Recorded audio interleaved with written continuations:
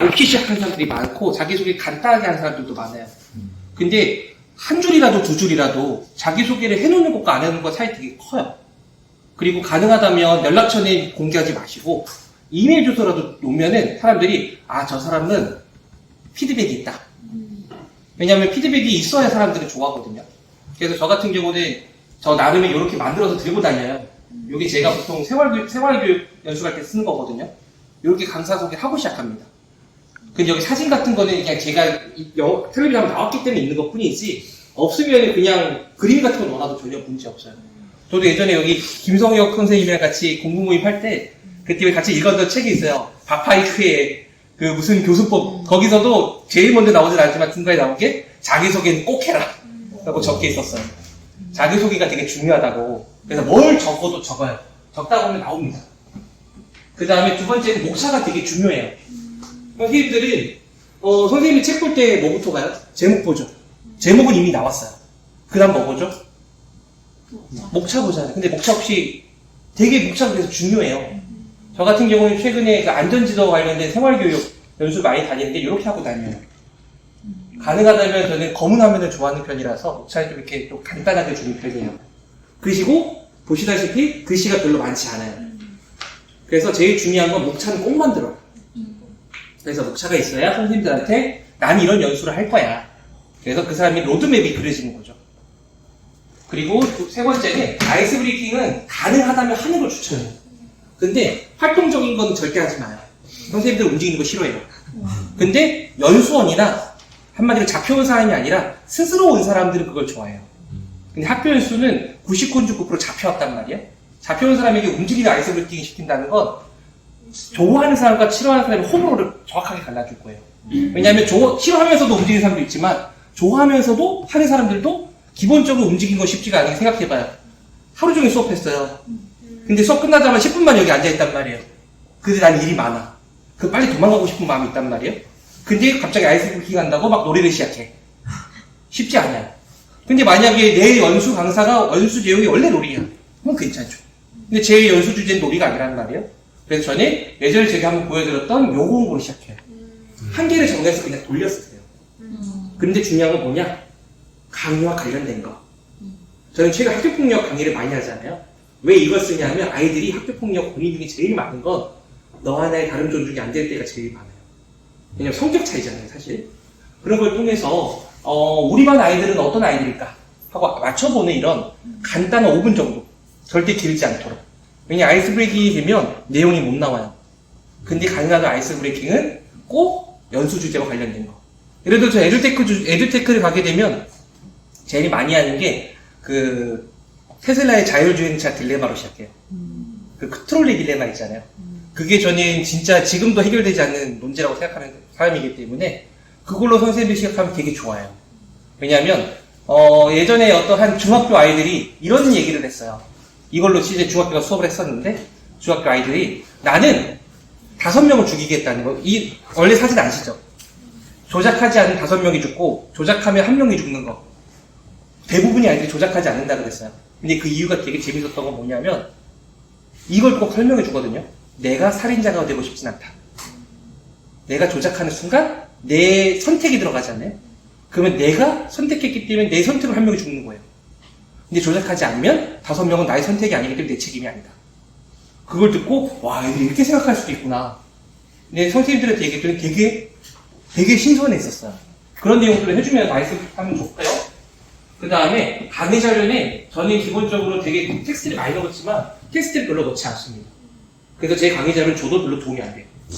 왜냐하면 다 말로 하는 사람이기 때문에. 근데 사실 에듀테크 쪽은 강의 자료가 거의 없어요. 보통 강의 자료를 잘 안 쓰죠. 왜냐면 라이브로 보여주는 경우가 많단 말이에요. 그럼에도 불구하고 강의 자료는 선생님들이 특히 에듀테크 쪽에서 원하는 건 뭐냐면 대부분이 이런 설정 부분들, 어려운 부분들을 좀 원해요. 그래서 강의 자료는 저처럼 전 이렇게 해요. 단어가 별로 없어요. 이건 되게 많은 편이에요. 실제는 이렇게 끝내요. 이것도 설명할 뿐이지 단어를 많이 넣는 사람은 아니고 사실 사진이거든요. 그래서 사진 위주로 많이 하는 편이고 그 다음에 경험이 진짜 중요해요. 선생님들은 경험이 많은 걸 좋아해요. 왜냐면 예를 들어 에듀테크 같은 경우 저 같은 경우 북크리에이터 연수를 많이 하거든요. 북크리에이터는 제가 아까 12번 얘기했던 것처럼 초등학교 에듀테크에서 캔바 부크리에이터가 제일 하이테크로 생각하는 사람으로서 부크리에이터는 저는 캔바보다 더 좋다고 생각하는 사람이에요. 단 한 가지 단점은 영어다. 이것 빼놓고 진입장벽이 없다고 생각하는 사람인데 선생님들은 실패담을 좋아하지 성공담을 별로 좋아하지 않아요. 왜냐하면 특히 에듀테크 쪽은 성공한 사람들이 학교에 생각보다 많지 않아요. 특히 초등학교 애들 지금 아시죠? 태블릿을 쓰고 안드로이드를 쓰는데 지메일 주소를 몰라요. 아이폰을 쓰고 있는데 아이패드는 못 써요. 아이들은 사실 지금 안다고 착각하는 애들이 99.9%고 실제 태블릿과 특히 기기를 다룰 줄 아는 애들은 거의 없어요.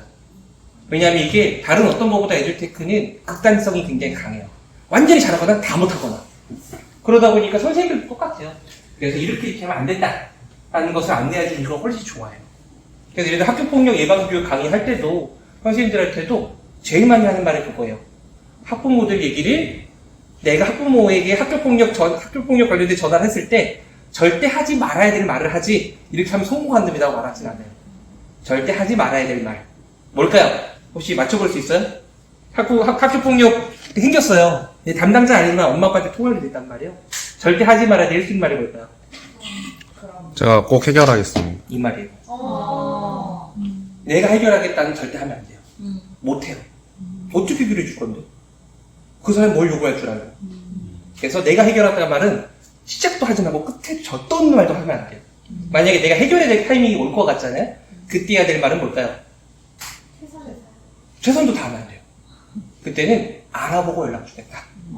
그리고 교장 교감한테 모든 걸 넘기세요. 그리고 그 사람이 콜하면 그대로 가세요.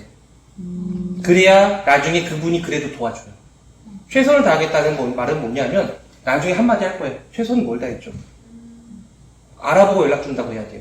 왜냐하면 선생님들은 대답한다는 건 내가 해결할 수 있는 거 대답하십시오. 해결할 수 없는 거 대답하는 순간 다 책임져야 돼요. 그리고 제일 중요한 학부모들도 녹음할 수 있다는 거 항상 기억해야 돼요. 왜냐면 나도 녹음했는데 쟤도 녹음하죠. 그걸 꼭 기억하시고요. 그래서 학부모들, 선생님들 항상 얘기해요. 절대 책임이라는 단어를 꺼내면 안 된다. 꺼내는 사람이 저요. 무조건. 그래서 책임을 절대 꺼내지. 특히 학교폭력에서. 생활지도나. 그래서 뭐 그런 부분들 꼭 항상 하시고요. 그 다음에 제일 중요한 건 아까 말씀드렸던 거. 학교 다니면서 반응이 안 좋은 게 정상값이에요. 여기서 반응이 좋으면 둘 중에 하나예요. 나랑 너무 잘 맞거나 두 번째, 선생님들이 그날따라 기분이 좋은 거예요. 그러지 않으니까 반응이 안 좋은 게 기본값이에요. 저도 대부분 안 좋을 때가 많아요. 그 다음에 두 번째, 교육청에서 주최하는 연수는 대부분이 참여도가 좋은 편이에요. 그리고 제일 중요한 건 연수는 정말 감동적이고 도움되지 않는다면 무조건 빨리 끝나는 게 최고예요. 빨리 끝내세요. 예를 들어 4시 반까지잖아요? 선생님이 가장 먼저 나가서 물어보는 건 사실 이번에 우리가 열 연수는 빨리 끝내는 게 중요하지 않아요. 옳은 사람이잖아요. 그건 끝까지 가는 게 중요해요. 근데 장기적으로 학교 연수도 갈 거 아니에요? 퇴근 시간이 진짜 중요합니다. 시작하자마자 퇴근 시간부터 물어봐요. 퇴근 시간이 몇 시죠? 하면 이제 보통 4시 반, 4시 40분 하면 딱 한마디 합니다. 네, 알겠습니다. 하고 시작해요. 선생님들은 대부분 이 사람은 퇴근 시간을 지켜줄 것이다. 확실히 갖고 그냥 보통 퇴근 시간보다 10분 빨리 끝내요. 죽이 되든 밥이 되든. 그래서 중간에 강의 내용을 조정해요. 그래서 항상 말씀드리지만 감동적이고 도움이 되지 정말 도움이 되는 게 아니라면 학교 다니는 연수는 빨리 끝나는 게 무조건 좋은 평가를 받아요. 그 다음이 사실 제일 경계되는 건 모른답니다. 근데 사실 PDC 연수는 모른다는 얘기 나와요. 학급 운영이라는 것은 정답이 없잖아요. 근데 에듀테크 같은 경우는 모른다는 얘기를 하면 애매할 때가 있어요. 이게 강의 주제마다 달라요. 학급 운영 쪽이면 예를 들어 학교폭력 같은 경우는 모른다는 얘기 절대 안 하거든요. 왜냐면 그 사람들 그걸 원하기 때문에 절대 말하면 안 돼요. 근데 PDC 같은 경우는 생활지도에 관련된 부분이기 때문에 모른다는 얘기가 나올 수도 있죠. 그러면 PDC 같은 경우 어떻게 하냐면 그럼 선생님 어떻게 생각하시나요? 라고 물어봐요. 오히려 역질문해요. 근데 에듀테크 얘가 주제예요. 선생님이 뭘 물어봤어요. 선생님 어떻게 생각하세요? 큰일 나는 거죠. 그래서 주제 내용에 따라서 다르게 하셔야 되고 요거는 저희가 맨날 실수하는 거죠. 이거 강의하는 사람들은 그러니까 절대는 아니지만 가능하다면 줄여라고 말하는 게 이거예요. 그리고 세 번째, 우리는 생각하게 되면 어떻게 돼요? 눈이 이렇게 된단 말이에요.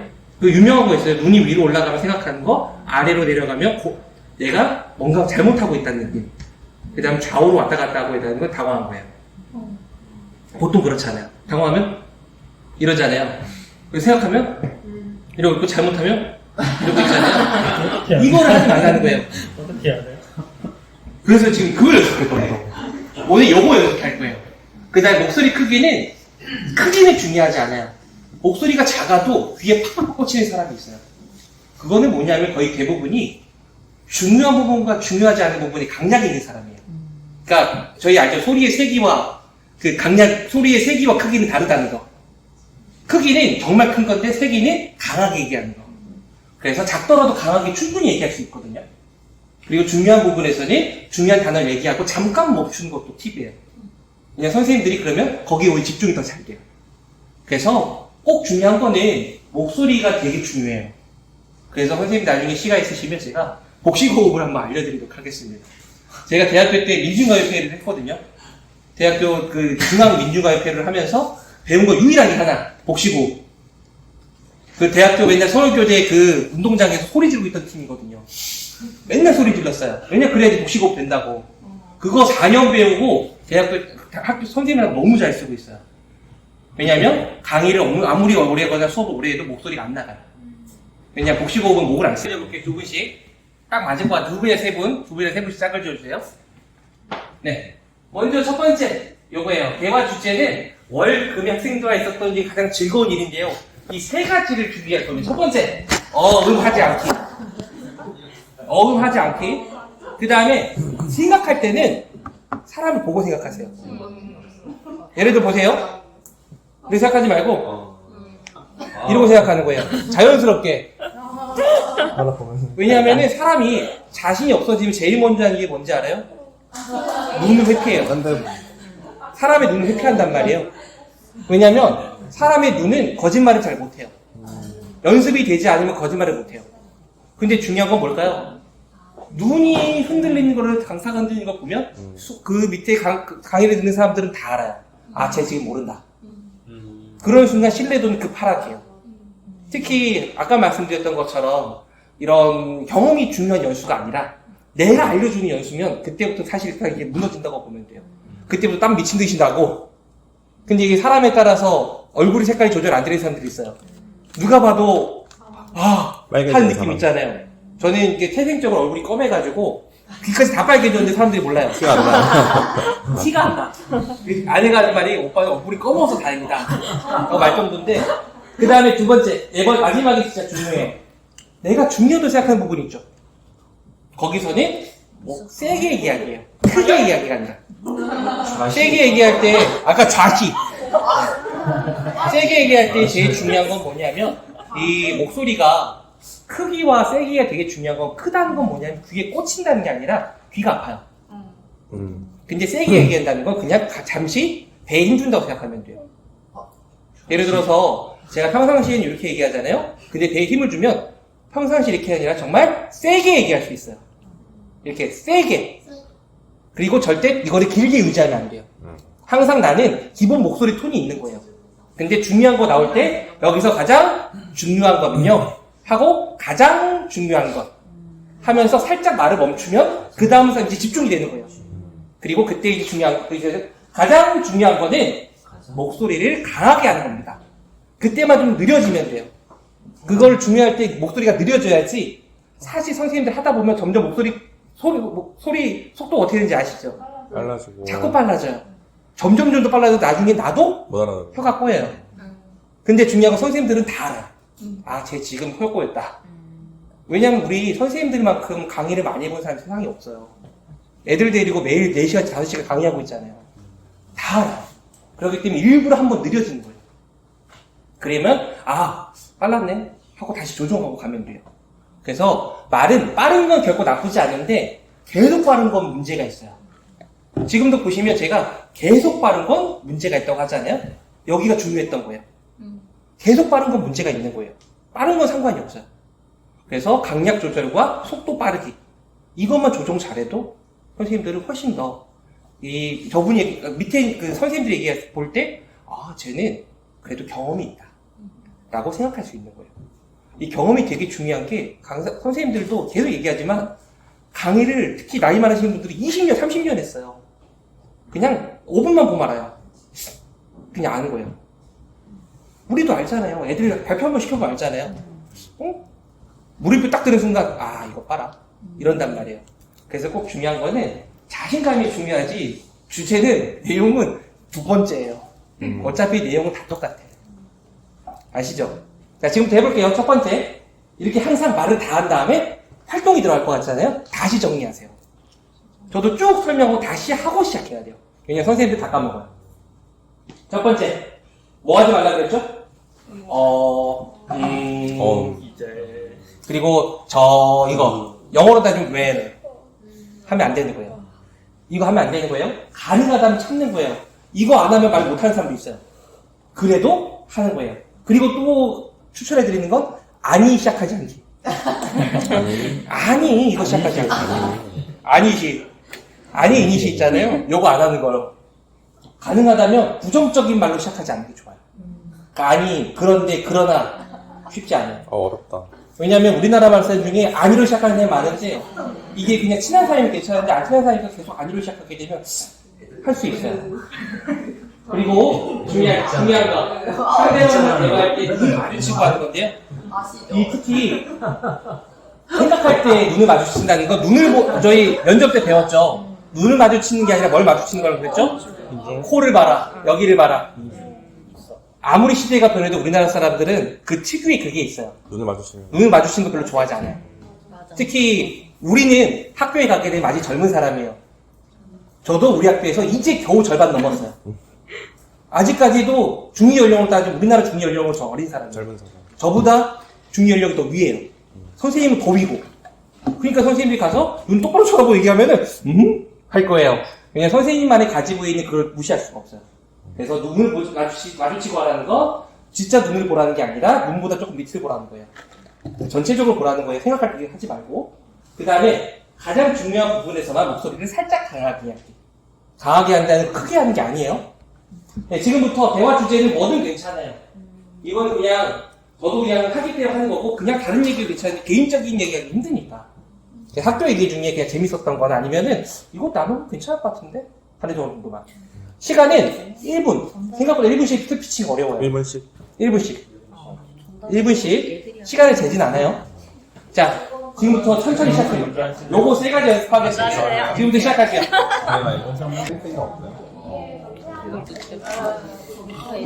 네, 시간 관계에서 여기까지 할게요. 선생님들이 강의할 때 중요해야 되는 건 뭐냐면은 우리는 상대방을 공감하는 역할이 아니에요. 강의는 공감 역할이 아니거든요. 평가하고. 아니요. 그러니까 강의는 지금 여기가 예를 들어 퍼실리테이팅 PDC 같은 강의면 공감이 맞아요. 왜냐하면 퍼실리테이팅 강의는 아시다시피 서로 좀 동등한 관계에서 공유하는 강의란 말이에요. 근데 여러분들이 도담도담에서 만약에 정말 페스티벌 연다면 그 강의는 공유 형태가 아닐 거예요. 거의 대부분 배우러 온 사람일 거고 우리는 뭘 줘야 되는 상황인데 거기서는 상대방이 뭘 얘기하든 공감이라고 말하는 거 맞아요 라고 정도에 끝나야지 그 사람의 사례를 내가 계속 듣고 있을 필요가 없어요. 왜냐면은 그 사람은 현재 그러니까 소통형 강의가 아닌 거잖아요 우리는. 근데 내 강의가 소통이 없냐? 그럼 가야죠. 근데 대부분의 강의는 거의 여러분들 전달력이 굉장히 큰데 그럴 때는 꼭 기억하셔야 되는 건 공감이라는 것은 학이라고 해요. 예를 들어서 질문이 와요. 저 같은 경우 최근에 학교통계 예방교육 강의를 가게 되면 어떤 선생님이 이럴 때 어떡하죠? 솔직히 들어보면 미친 건데 생각이 들 때가 있어요. 야, 학부모 이거 이제 정신병자 아니야? 그럴 때 겉으로 어떻게 말하냐면 그럴 수 있습니다 하고 그냥 진행해요. 그냥 그 정도 공감해주고 끝나야지 여기서 그 얘기를 가지고 매몰될 수는 없잖아요. 그래서 솔루션 위주로 가는 거예요. 그래서 그 솔루션도 결국 정답일 수가 없거든요. 왜냐하면 그 학부모 내가 본 적도 없고 그럴 때는 이렇게 시작해요. 저라면 이렇게 할 것 같아요. 정답을 말해줄 수 있는 건 그냥 말해주겠지만 정답이 아닌 남의 생각일 때 저라면 이렇게 할 것 같아요. 그리고 이렇게 하는 걸 추천해드립니다. 그리고 제일 슬픈 거는 이렇게 말하면서도 그분이 할 때가 있어요. 물음표가 막 여러 개 지나갈 때가 있어요. 이거 에듀테크 수업이 아니라 거의 대부분 학급 운영의 그쪽이에요. 그럴 때는 꼭 기억하셔야 되는 건 이게 현실적으로는 어려운 점이 있다. 그렇기 때문에 그럴 때는 어쩔 수 없다는 걸 좀 표현해줘야 돼요. 왜냐면 이거는 케이스 바이 케이스이기 어쩔 수가 없잖아요. 그래서 항상 말하지만 강의 주제에 따라서 방향성이, 말의 방향성이 좀 바뀌어야 돼요. 에듀테크나 이런 수업 관련된 것들은 정답을 요구해요. 근데 정답을 요구하기 때문에 정답을 줘야 될 가능성이 큰데 생활지도나 학교폭력 쪽도 정답을 요구해요. 근데 여기 정답을 못 준단 말이에요. 그럴 때는 꼭 저는 그렇게 얘기해요. 개인적으로는 라고 시작해요. 에듀테크에서 절대 그런 말 안 해요. 여기는 정답이 필요하니까. 그래서 어떤 주제냐에 따라서 여러분들의 화법이 조금 바뀌는 게 좋다. 그럼 그걸 추천해드립니다. 생각보다 화법이 되게 중요해요. 그리고 눈 마주치는 것도 한 명을 계속 보는 것보다 돌아가면서 보는 게 좋고. 그리고 계속 말하지만 선생님들은 이렇게 강당에서 하잖아요. 다 뒤로 앉아요. 다 뒤로 앉아요. 지어서 기억나죠? 그래도 당황하지 말고 이게 기본이다. 앞에 앉아있는 몇몇들이 이상한 사람들이다. 혹시 이 사람 연구인가? 교문가? 교감인가? 네. 그리고 중요한 거는 종종 가면 교장 교감 선생님도 같이 있을 때가 있어요. 그럴 때는 수위가 달라집니다. 수위 조절하셔야 돼요. 그러니까 누군지를 파악해. 제일 중요한 건 교장 교감을 파악하는 거. 누가 교감이고 교장인지. 에듀테크 수업은 상관이 없는데 학교 운영이나 특히 학교 폭력 쪽은 교장 교감 선생님이 한 내용도 있단 말이에요. 그러면 눈치를 봐요. 일부러 빨리 가서 인사를 드린단 말이에요. 교감 얼굴 익히고 교장 얼굴 익히고 교장이 들어왔어요. 수위 조절하고 나가는 순간 지금까지는 어쩌고저쩌고 하면서 다시 원래대로 가고. 그래서 선생님들도 다 알죠. 저 사람 눈치가 있다. 그래서 이런 눈치들이 되게 중요해요. 그래서 선생님들이 꼭 기억하셔야 되는 건 생각보다 강의는 강의 스킬보다는 눈치가 더 중요하다는 것을. 혹시 도움이 됐나요? 네. 여기까지입니다.